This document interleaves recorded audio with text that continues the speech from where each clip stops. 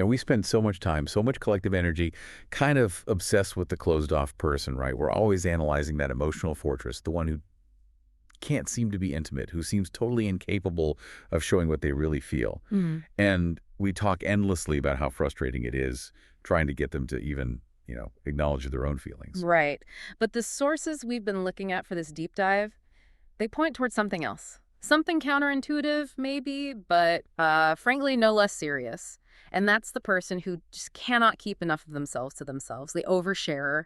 Their hunger for that immediate closeness just completely overwhelms any thought for their future safety. Okay, let's unpack this then. So we're diving into this compulsion of oversharing. We want to understand the maybe painful developmental roots driving it. And crucially, figure out the difficult discipline of self-protection. Our mission today really is to give you a kind of shortcut to genuine safety in a world that seems to constantly confuse conversational speed with real, lasting intimacy. And what's really fascinating here is the sheer speed and intimacy of the disclosure. We're talking about those characters who, look, in a really poignant, immediate bid for attention, will just lay out secrets. Secrets they probably would have been wiser taking to the grave. And they do this within minutes of meeting someone new. We really have to figure out the profound desperation behind that impulse. It's powerful. Absolutely. And let's maybe start with the immediate upside, the social benefit, that kind of sugar rush of this behavior. Because initially, the oversharer can seem like the most dynamic person there. They're definitely not the ones talking about economic contraction or the weather. They seem to operate on this belief that contact should immediately skip all the small talk and get straight to the marrow of things. Yeah, they see small talk as just a waste of time, a waste of life even. They're trying to weaponize vulnerability for connection. That is, they seem to think if they just tell you the most intense thing they know about themselves right now, Yeah. you'll instantly feel closer. It's like an aggressive shortcut to what they think is emotional depth. And the sources paint such a vivid picture of what that instant disclosure actually looks like. I mean, you might be 30 seconds into a chat and suddenly you're hearing about an ex's sexual difficulties, really intimate details, or maybe a vicious ongoing fight over a mother's will. They might tell you their exact salary, their troubles with digestion, maybe even their favorite bedroom position, or details about some really early childhood trauma. All this before you've even decided if you like the soup. And this definitely creates a kind of rush for both people involved. For the listener, yeah, it can be entertaining, intriguing. For the sharer, it's a momentary high, a feeling of connection. But that high comes at a steep, steep personal price.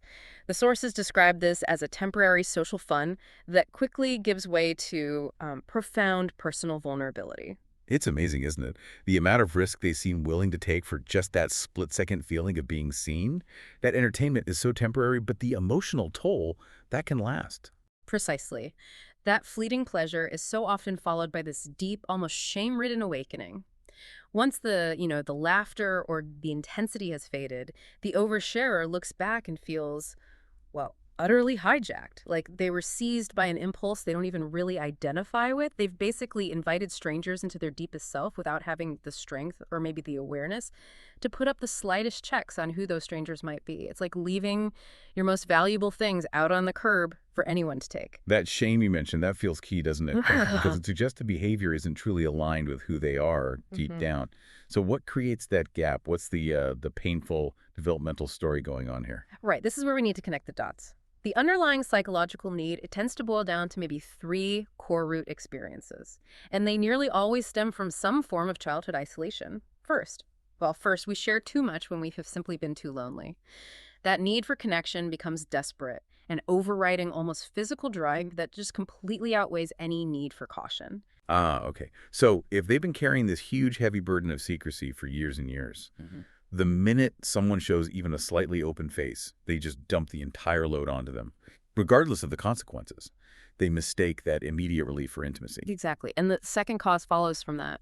We fail to really grasp the fundamental risks of overexposure because we might have suffered in environments where very little that was sincere or real was ever exchanged. Think about someone whose home life was all about performance. Conversations were only ever about achievements or appearance, never about actual feelings. Oh, wow. So if you grew up constantly navigating this landscape of falsehoods, almost, Yeah. you lose your internal compass for conversational safety. And brutal honesty, no matter how shocking or even self-sabotaging it seems, feels like the only authentic path. They equate volume and intensity with truth. Which leads straight into the third root cause. We rush to confess because simply no one showed us a steady, composed route to intimacy. Intimacy wasn't modeled as this slow dance of building trust. It was presented, maybe implicitly, as an all-or-nothing explosion of facts. They learned essentially that if you want to be heard, you have to shout your deepest secrets. That really brings the idea to life. So, for the isolated former child carrying this immense burden of secrecy, when they finally encounter what feels like the promise, the lure of togetherness, no internal alarm bell rings. That person who just walked into the room 20 minutes ago suddenly feels like the destination, not just a brief stop. They feel that heavy weight of their secrets, and this new person looks like the promise of instant relief. And the irony is just tragic, really, because for that isolated child, the pain and the danger so often came from elsewhere. It came from that environment of insincerity, of performance, not usually from withholding things. Yet they grow up believing that their raw, unarmored vulnerability is the only way they can possibly connect with anyone. This raises a really important question then for you, the listener. How do we pivot? How do we move from this compulsive behavior towards something more intentional, measured connection? Well, the path forward seems to involve a difficult choice. It's about choosing to prioritize safety and self-protection over that immediate, sometimes dazzling rush of disclosure. The goal is to consciously make peace with remaining perhaps somewhat more mysterious, even when that feels uncomfortable or unnatural at first. That's a really powerful way to frame it. You're basically weighing the immediate gratification, that sugar rush of disclosure you mentioned, against the slower satisfactions of safety. Right. One is fast, like emotional fast food, maybe. The other is a slow, steady process of actually building trust. And what does that self-protection look like in practice? Well, it means intentionally telling very few people, indeed, what's really going on for you, with love, with your health, with your work, the deep stuff. Now, this isn't about being unkind or deliberately boring, not at all. It's about making self-care your absolute first priority. It's about imposing a necessary silence on things that are still fragile or maybe still in development within you. And realizing, I guess, that you don't owe everyone your entire life story immediately. I think a lot of us feel this immense pressure sometimes, to comply when asked intrusive questions. But we don't actually have to answer them. Nor, and this feels just as crucial, do we need to ask them ourselves all the time. We can respect the boundaries of others simply by keeping our side of the conversation lighter, more observational for a while. That is the ultimate freedom gained, isn't it? It's genuinely okay to still be talking about what someone did over the weekend or even, what their favorite kind of gloves are long after the first course has been cleared away. It is not a panic signal if the conversation feels light. That lightness is simply time being used for observation, for assessment. So we don't have to feel dull or boring if we end up in conversations that, on the surface might feel a bit shallow. We aren't dull at heart. We're simply being judicious, careful. We're deciding who gets the map to our inner world. Exactly. You are calmly working out, and this is a process that could take months, maybe even years, whether you have stumbled upon one of those genuinely rare characters, someone who truly deserves to hear from the deepest parts of you.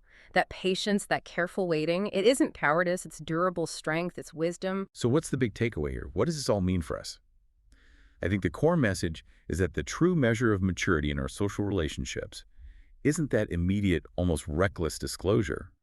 It's the ability to impose checks, to have firm but kind boundaries, and to earn connection slowly, brick by deliberate brick. And that earning process, that's what makes the connection valuable and ultimately safe. And that leaves us with this final thought, something for you to really contemplate. If the pain and the danger for that isolated child so often came from external forces, from insincerity, from chaos, what kind of powerful protective armor might judicious mystery provide you now in your adult life?